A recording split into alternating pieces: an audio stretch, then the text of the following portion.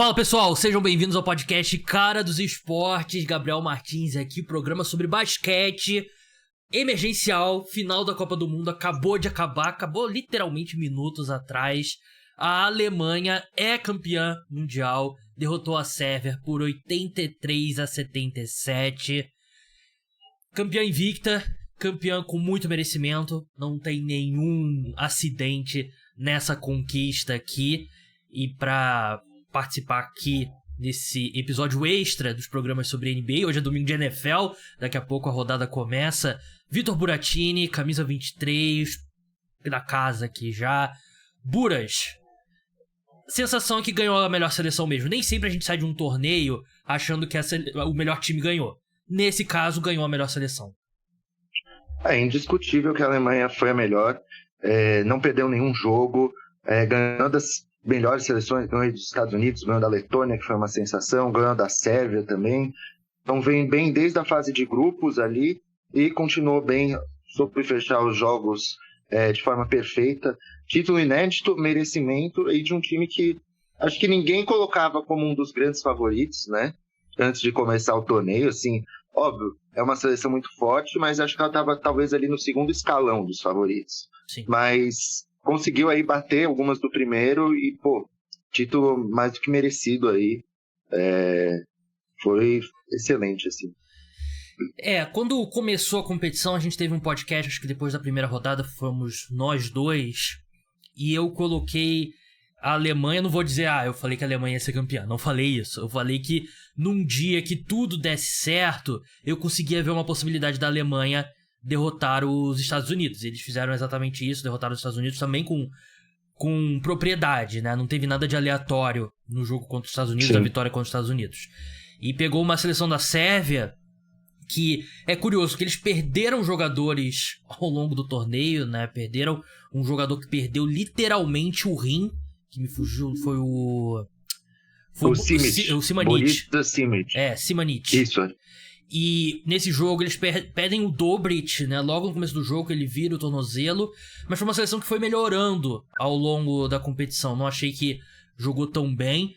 Obviamente, o ponto claro, fez tudo isso sem o Nikola Jokic, que eu acho que gera muita esperança para as Olimpíadas, né? Porque a gente imagina que o Jokic nas Olimpíadas vai jogar. Mas vamos falar do jogo antes de entrar em situações de big picture, né, de futuro. Um jogo que começou muito equilibrado.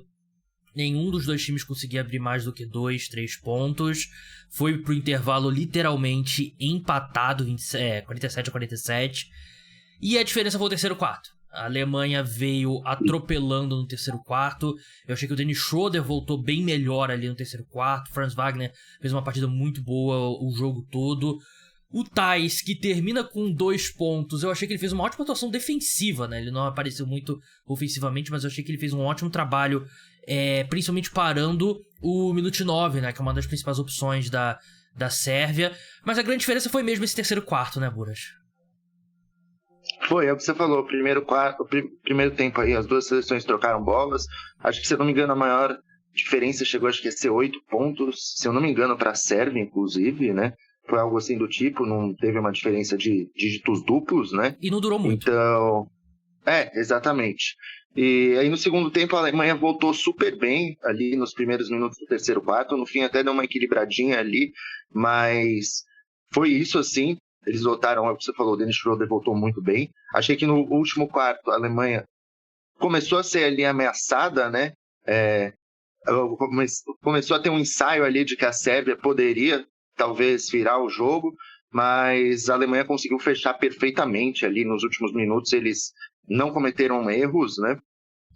Nos últimos 2, 3 minutos ali, tomaram decisões muito boas, porque antes teve alguns momentos que eles até deram umas queimadas em algumas bolas ali, que a Sérvia acabou aproveitando do outro lado. Só que no clutch time ali, nos minutos finais, inverteu. A Sérvia queimou umas bolas e a Alemanha soube controlar melhor, proteger melhor ela, gastou bem o relógio.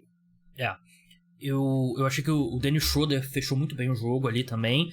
E nesse último quarto tinha uma energia muito grande de jogo 7, né? De playoffs da NBA, né? A bola começa a queimar, começa a ficar o jogo mais difícil. toda sexta fica mais complicada, né? E a gente tá acostumado a ver jogo decisivo no basquete. É assim, pesa um pouco mais. Mas assim, a Sérvia tem uma grande tradição no basquete, né? Porque eles foram a penúltima final, né? 2014, se eu não me engano, que mudou um pouco o intervalo de anos, né? Eu me enrolo um pouco, mas acho que foi 2014. Eles foram pra final. Tem vários títulos como Iugoslávia, né? Na época da Iugoslávia, que englobava um grupo de países. E o treinador, se eu não me engano, era o treinador de 2002, né? Que foi a última competição da Iugoslávia. Última competição da Iugoslávia. E é um time muito bem treinado. É um time muito bem treinado mesmo. E lutou bastante ali na segunda etapa, mas aí pesou muito, e pesou também a diferença de talento. A Alemanha é uma seleção muito talentosa. E pensando... Primeiro que, em retrospecto, vou ser um pouco clubista aqui, Buras. A eliminação no pré-olímpico de Split na Croácia em 2021, que o Brasil ficou fora das Olimpíadas, em retrospecto fica um pouco menos feia, né? Porque é uma seleção que dava sinais já, né, de evolução. Naquela competição estava sem o Franz Wagner e sem o Dennis Schroeder. Estava com o Mo Wagner, que acabou com o Brasil. Mas é uma seleção que tem uma base que não é velha também. O Franz Wagner... O principal jogador é o Dennis Schroeder, mas a gente sabe que o futuro é o Franz Wagner, bem jovem ainda. O Dennis Schroeder também não é velho. E é uma Bundesliga que tá cada vez mais forte, né? Tá trazendo muitos reforços, por exemplo, do Brasil, né? A gente viu Iago e Caboclo campeões ano passado. E substituíram os dois basicamente com o Jorginho, que vai pro mesmo time, né? O Ratio Farm 1. E você olha pro elenco da Alemanha, né? Você tem 4 jogadores que atuam na própria Alemanha. Você tem 3 jogadores da NBA. 4 jogadores da NBA, né, na verdade. Os irmãos Wagner, o Daniel Theis e o Dennis Schroeder. E você tem caras em centros importantes, né? Tem o Rolatz na Turquia, né? Você tem o Voigtman na Itália. Você tem o Maldo Lo na Itália. O Isaac Bonga, que joga na Alemanha, que também que eu achei que foi muito importante. Então é uma seleção que, de novo, não tem nenhum acidente essa campanha aqui. É uma seleção que é muito boa e mereceu o título. Exato, é que assim, eu acho diferente, né? Porque a gente pensa sempre na Sérvia, por exemplo, ela poderia ter o Jokic, que é uma super estrela, né? Uhum. A Alemanha não tem hoje uma super estrela, assim, de nível NBA, mas tem jogadores que acabam encaixando muito. O Schroeder é um cara que sabe jogar o basquete FIBA, ele já falou isso, e a gente viu que ele entende bem, né? Acho interessante que é também uma equipe que os jogadores que estão na Euroliga, eles jogaram muito bem, que é o caso do Voigtman, o Obst. Então, assim, são caras que foram importantíssimos. Tem o Bonga, que já teve uma passagem também pela NBA, apesar de ser um grande destaque, mas foi muito importante hoje, né? E, cara, eu acho que o legal é que a Alemanha foi sem nenhum desfalque, eu acho. Nenhum desfalque de grande como a Sérvia teve. A Sérvia teve o Jokic, o Micic, que são 2 jogadores aí que seriam titulares com certeza. Então, a Alemanha soube aproveitar que estava com todas as suas peças, né? Theis, Mo Wagner, Franz, Schroeder. Eu acho que a tendência é que eles só vão melhorando aí ao longo, pelo menos nos próximos 4, 5 anos, porque os irmãos Wagner são caras novos. Acho que o Mo deve ter 25, 26, então ele ainda tem bastante tempo. O Franz tem acho que seus 22. O Schroeder também acho que está perto dos 30, mas está muito bem. Então é uma seleção que tem potencial para incomodar aí bastante nos próximos anos. É o que você falou também, a nossa eliminação não fica tão feia, né? Porque, enfim, eles podiam estar sem o Schroeder, sem o Wagner, mas é o que eu falei. Os caras da Euroliga são muito bons já. Então é um nível acima do que a gente está. E é o que você falou também, a Liga está conseguindo se fortalecer, está ganhando cada vez mais protagonismo. Aí, óbvio que ainda não é uma das ligas tops, né, da Europa, mas está ali já no segundo escalão. Então, o basquete alemão vem em grande evolução e o título inédito como esse, acho que só pode impulsionar ainda mais. Você citou o Obst, né? Ele jogou muito bem contra os Estados Unidos, né? Acabou com a carreira do Tyrese Haliburton. Ele um pouco mais apagado. No último podcast eu falei sobre os Estados Unidos, né? Mas vale citar, os Estados Unidos perdeu para o Canadá na disputa do 3º lugar, né? Na prorrogação, que, assim, é uma evolução em relação à última participação dos Estados Unidos, né? Que eles Copa do Mundo. Eles foram eliminados nas 4 de final da Copa do Mundo. O Canadá Fez um Mundial muito bom. Porque a gente fala muito dos Estados Unidos, mas o Canadá tem uma situação parecida com os Estados Unidos, né? De dificuldade pra levar os melhores talentos pra Copa do Mundo. Sim. E é a primeira vez que eles conseguem levar perto da força máxima, né? Mas ainda tem questão de falta de entrosamento muito grande, né? E contra os Estados Unidos conseguiu vencer. O Dillon Brooks destruiu, né? Fez 30 pontos, o SGA também. Foi muito bem, nossa. O Dillon Brooks fez um grande mundial, né? Teve aquele... O pior jogo dele foi contra o Brasil. Sim. Ele começou o Mundial ali, mas ele teve umas atuações apagadas ali no início, mas na parte do mata-mata ele foi muito bem ali, cara. Teve um bom aproveitamento de 3 em vários jogos aí. Sim. Acho que ele sai positivo, assim, desse Mundial. Se a gente for pensar na NBA, ele só tem um problema, que é o contrato dele, que é muito alto. Mas, cara, ele é um cara que contribui, assim. E é o que você falou do Canadá, meu. Faltou aí caras importantes. É óbvio, o Canadá ele tem seu problema ali, que eu acho que é o grande, que é o garrafão, que não tem mesmo grandes opções. Mas ali com o Wiggins, com o Jamal Murray, a gente não sabe o que poderia ser dessa seleção aí, se tivesse realmente com força máxima. E um balanço sobre os Estados Unidos, né?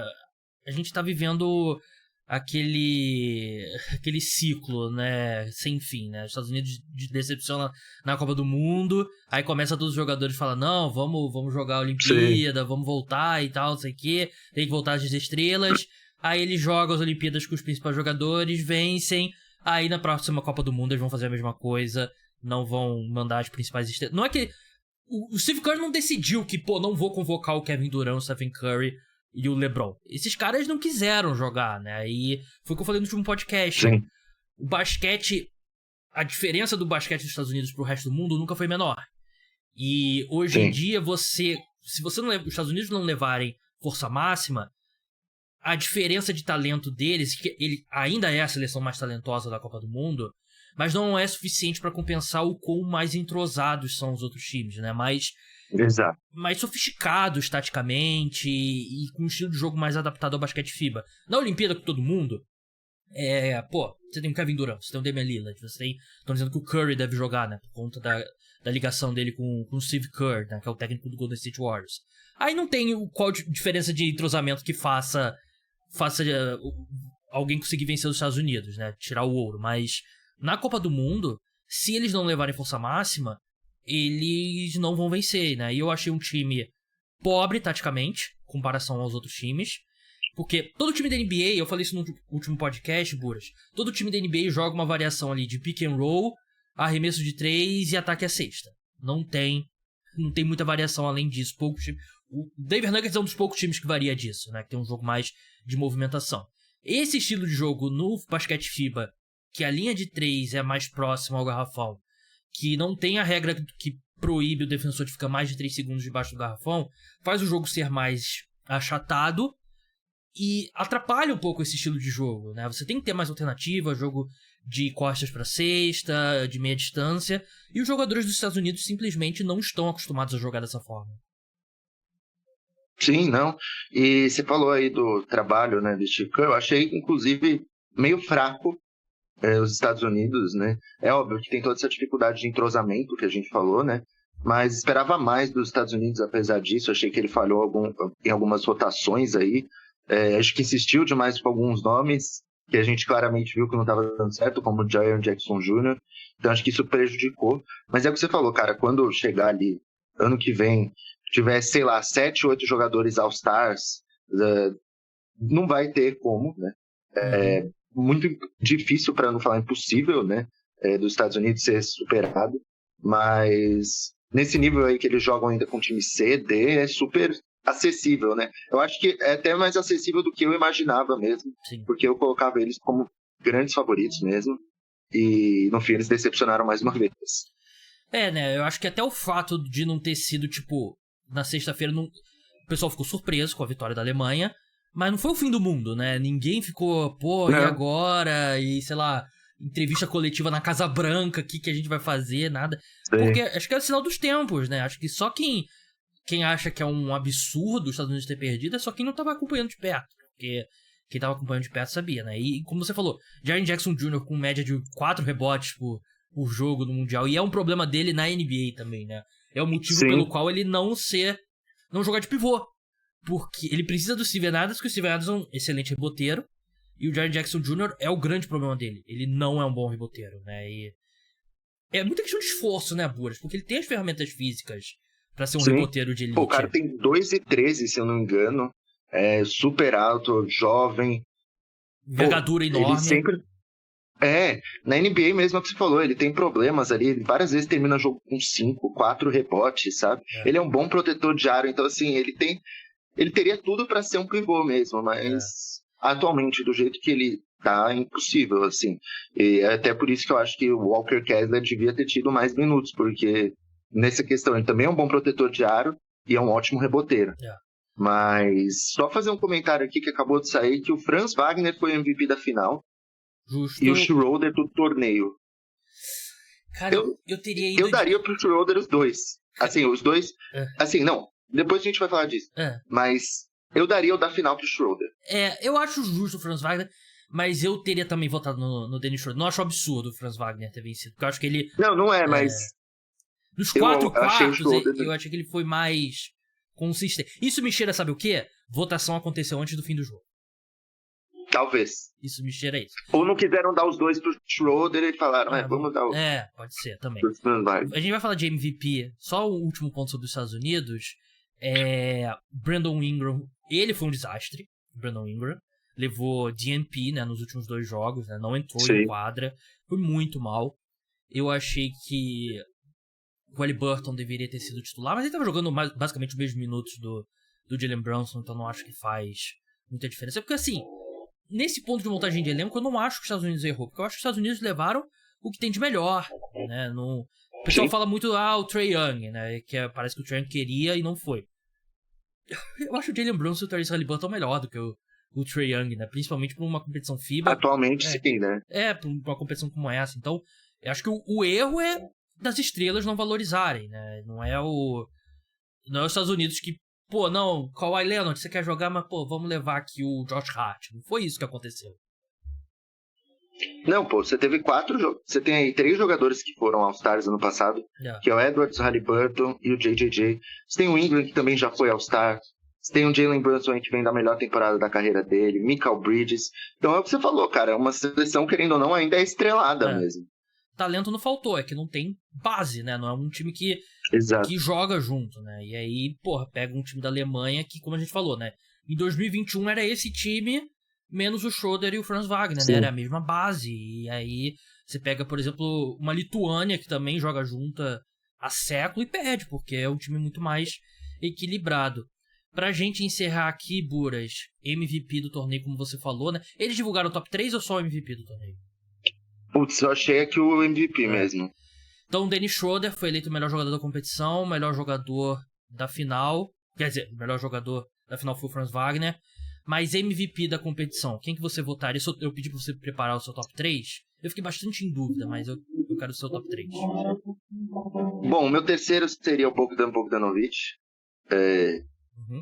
Assim, eu entendo que o Luka fez um Mundial muito bom. Sim. Mas por a Eslovênia ter parado antes da semi, eu não consegui colocar ele no meu top 3. Então meu top 3 é só por gente que foi até a semi.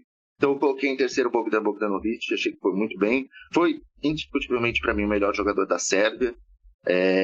Em segundo eu colocaria o Schroeder. Não acho absurdo ele ter ganho. Acho que ele foi muito bem. Teve ali um jogo muito ruim dele contra a Letônia, que se eu não me engano ele chutou 4 de 26. Foi um negócio assim tenebroso. Mas ele foi muito bem, decidiu aí nos últimos jogos, então pra mim é compreensível ele ter vencido. E em primeiro eu daria pro Shai, o que pode parecer clubismo, mas eu achei que ele foi o melhor jogador do Mundial. Hoje ele fez uma partida espetacular. Ele fez muitos jogos muito bons. Acho que o pior jogo dele, por incrível que pareça, foi contra o Brasil. Que ele tomou muitas decisões erradas ali no final, mas ao longo de todo o resto do Mundial ele foi muito bem. Contra a Sérvia ele não pontuou tanto, mas ele passou muito bem a bola, ele conseguiu servir bem os companheiros, então não considero tão negativo quanto alguns falaram. Mas, ele fez vários jogos aí que eu achei excelentes dele, algumas das melhores atuações do Mundial foram dele. O meu voto também é do Shai Gilgeous-Alexander. Eu achei que ele foi o melhor jogador do torneio. E cara, Eu botei o Luka em segundo. Mas eu acho que seu argumento é muito justo. Você tirar o Luka porque ele caiu nas quartas, eu acho muito justo. Mas pra mim, ele foi o segundo melhor jogador do torneio. E eu acho que ele e o SGA jogaram no nível acima dos demais. Sim, tem um degrau aqui. O meu terceiro é o Dennis Schroeder. E eu fiquei em dúvida antes da final começar, eu tava em dúvida entre o Dennis Schroeder e o Bogdanovic.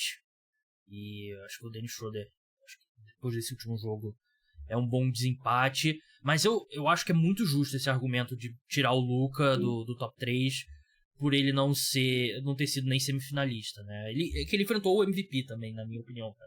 Na nossa opinião, que é o SGA. Mas eu acho muito justo, né? Acho que os dois...